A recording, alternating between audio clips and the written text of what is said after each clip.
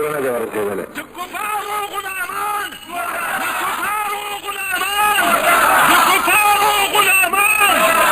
دا ویلي دي چې عمر رضی الله عنه 50 مسایل د قرآن سنت خلاف کړي دي. موږ داسې نه دي ویلي. کیسټ اکثر زموږ ټیپ کېږي، الحمدلله ملګري ټیپ کوي دا. نو هغې کې تاسو وګورئ، موږ داسې ویلي دا په اشعري کې موږ تقریر کړی، علما ناستو او جلسه وه غټه نه. په هغې کې زه څنګه داسې خبره وکړم چې دا ما کړی نه، هغه علما چې په ما یې رد ولې نه کاوه، زه د مرۍ نه ولې نه نیولم چې داسې خبره ونه کوله. دا معلومه خبره ده، صحابه کرامو حدیث پټ پاتې شوي دي. عمر رضی الله عنه 50 فتوې ورکړې وې، دا ډېرې فتوې وې، کتابونه پې اوس لیکلی شوي دي، عمر رضی الله عنه فتوا هم لیکلی شوې ده، علما د هغه فتوا را جمع کړې وې، لیکن 50 مسایلو کې د حدیث خلاف فتوا ورکړې ده. او دارنګه ابوبکر صدیق رضی الله عنه خلاف فتوا ورکړې ده. ابوبکر صدیق رضی الله عنه به ویلي چې دا قرباني چې ده په چنچڼ هم کېږي، که څوک بازار ته لاړه غوښې راوړله قرباني دام ته قرباني ویلی کېږي، که چنچڼ چا لاله کړله بلال رضی الله عنه نقل دی وایي دام قرباني ده. حال دا دی چې دا عام امامان عام ائمه چې دي هغې وایي چې نه په دې شي نه قرباني نه کېږي. د صحابي دی داسې خبره کړې ده. هغه ذات چې پیغمبر وایي که زما نه پس پیغمبر وي عمر به وي، او هغه ذات چې هغه وایي ما د خپل علم بقیه هغه له ورکړه، او هغه ذات چې هغه وایي ابوبکر او عمر پسې روان وي، او هغه ذات چې هغه وایي په دین کې مې د ټولو نه کامل ولیدو، او هغه هستي چې 50 آیتونه د هغه د رایې مطابق راغلي ته به هغه په حدیث 50 احادیث یې پرېښودل. دا ښه خبره ده. دا هغه څوک وایي چې هغه وایي دلیل پسې ده، اتباع کوه. اتباع خو د کافرانو ذکر ده، بل نتبع ما وجدنا علیه آباءنا، دوی په دلیل پسې روان دي، بتانو عبادت دوی په دلیل په بنا کوي. الكفار غلامان، الكفار غلامان، الكفار غلامان. بعض خلک وایي چې دوی تبلیغ ته بد وایي. تبلیغ خو فرض دی، لازم دی، د الله حکم دی چې څوک تبلیغ په دین کې نه مني دا به مسلمان نه وي. نو تبلیغیان په دین اوسان کې پراته دي چې عوام پې دوکه کېږي چې دوی د نبي اسلام عاشقان دي او منځ کې دوی د خپل مشرانو عاشقان دي. دا د پېښور د مرکز نوم دی سخي چشمه، یعنې هغه چینه چې سخي صاحب ایستلې ده، او دا غلطه خبره ده، کفري خبره ده. لیکن تبلیغیان په دې خبره باندې نه پوهېږي، بلکې په خپل کاغذونو کې هم سخي چشمه لیکلې ده چې دا سخي چشمه. داسې ویل پکار دی چې تبلیغي مرکز داسې لیکل پکار دي.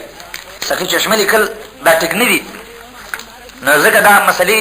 د توحید او د شرک مسلې دي ته ډېر نه دي معلوم چې دا تبلیغ مشهور کار چې مولانا الیاس صاحب شروع کړی دی، او هغه او د هغه پلار او کورنۍ دا حنفي مذهب والا او چشتیانو او دا نقشبندیانو اثر کې. نو د تبلیغ والا او سلسله ټول د تصوف ده، او په تصوف کې ښې خبرې هم شته دي، لیکن اکثر خبرې دروغ او منګړت واقع بدعي اذکار دي. نو د تبلیغ هغه مبنا چې کومه ده دا په تصوف باندې، او تصوف کې دغه ګډې وډې خبرې ډېرې زیاتې دي. زما د دین دښمنا د شرم دروغجنا، زما د دین دښمنا د شرم دروغجنا، زما د دین دښمنا د شرم دروغجنا، لزانا په درواغو هنګامې ولي کوي، په حسن د نبي مې مسخرې ولي کوي، مسخرې ولي کوي. د صحابو عیب چې د بیاناو د دې مطلب دا دی چې دین ختمول، دې څخه دین ختمېږي. موږ په باره کې بعضې خلک وایي تاسو د عمر رضی الله عنه په باره کې وایي چې هغه د نبي اسلام خلاف کړی دی او دا یې کړی، دا دروغ وایي دا خلک په موږ باندې.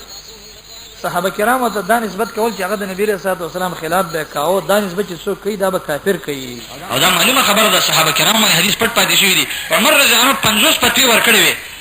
دا ډېرې فتوې وې، کتابونه یې پې اوس لیکلی شوي دي، عمر رضی الله عنه فتوا هم لیکلی شوې ده، علما د هغه فتوا را جمع کړې،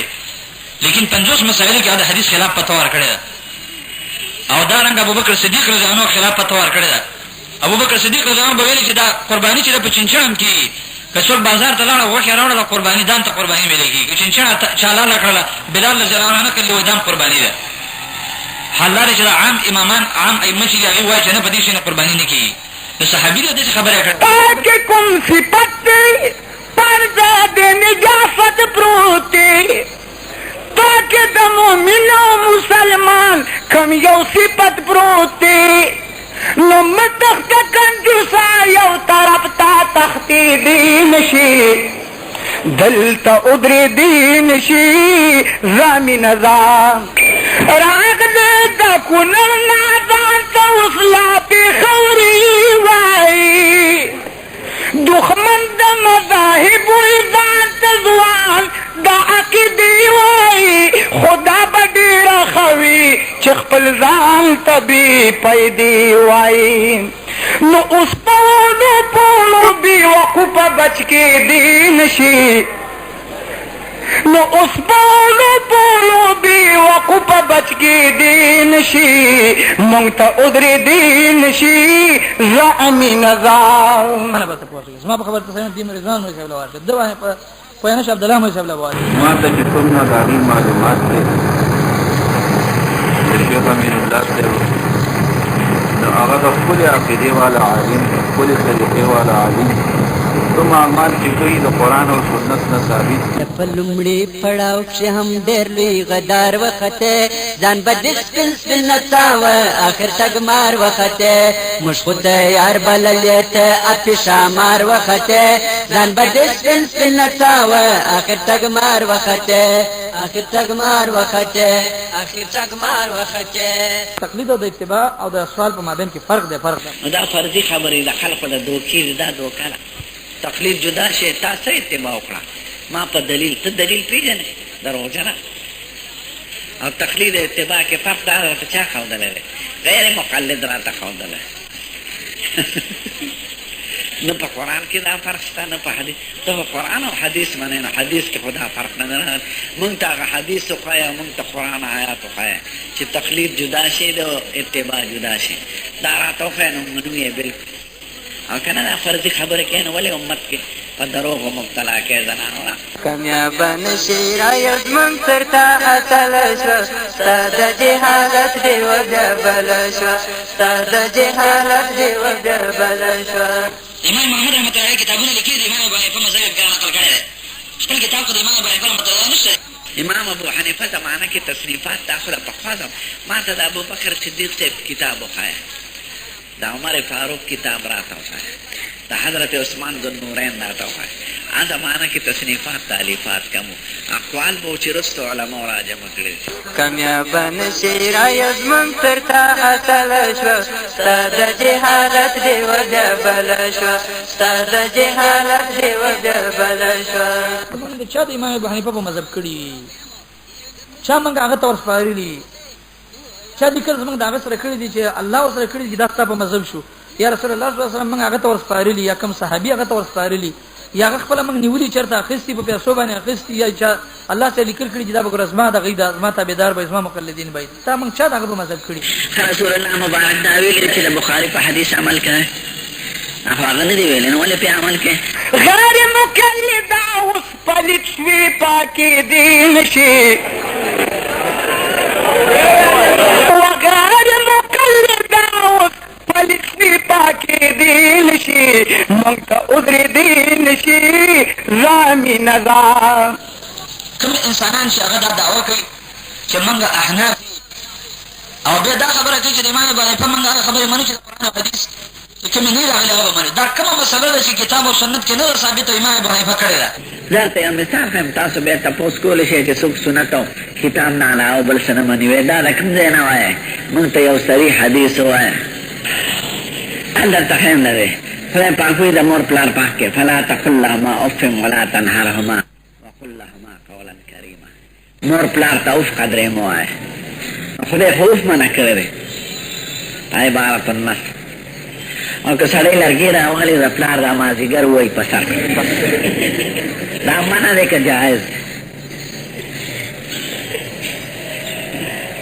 که جایز وي یو عاقل به ونه وایي که منع وی نو د منع څه دلیل دی ما ته قرآن کې ووایه چې خدای پاک دا ویلي چې پلار په لرګي مه وښیه په سر په حدیث د مصطفی کې راته وښیه چې رسول الله مبارک ویلي چې په سر پلار مه وښه نو قرآن کې شته نه حدیث کې شته په دې الفاظ نو دا منع د ضرب د څه نه معلومه شو دې ته دلالت النص وایي چې خدای اوف قدر یې منع کړی دی مور پلار ته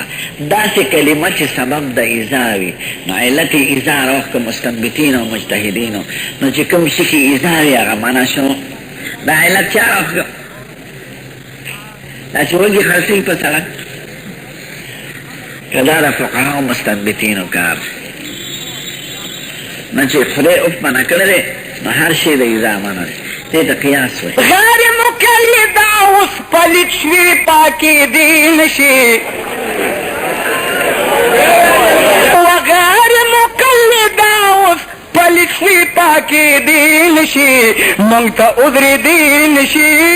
زامین ذا انك ميت وانهم ميتون